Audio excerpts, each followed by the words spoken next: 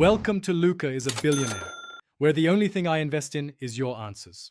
You start by preparing assets. Sign in to Envato Elements and download the templates, footage, or LUTs you need.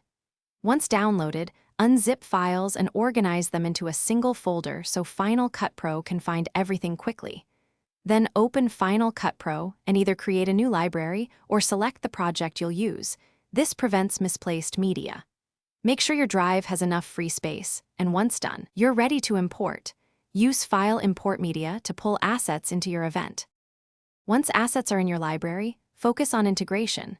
Import video, audio, and any Final Cut templates or motion files into the correct event. Make sure clip frame rates and resolutions match your project settings. Use blade speed or optical flow to retime if necessary. Next, drag the Envato template or footage onto the timeline.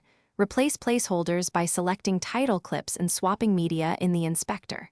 If audio needs trimming, use the range tool, and if elements are layered, expand compound clips to edit individual parts. To finish, render your timeline so effects and templates play smoothly. Choose better quality for complex comps. Once rendered, adjust color with LUTs from Envato or Final Cut's color board to ensure a consistent look, then export using H.264 for web or ProRes for high-quality delivery.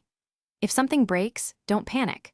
Relink missing files via File Relink Files and point to the folder where you organize downloads. And if a template won't open, install any required motion templates and restart Final Cut. This usually fixes it. Thanks for watching and please subscribe. It's the best investment you'll ever make.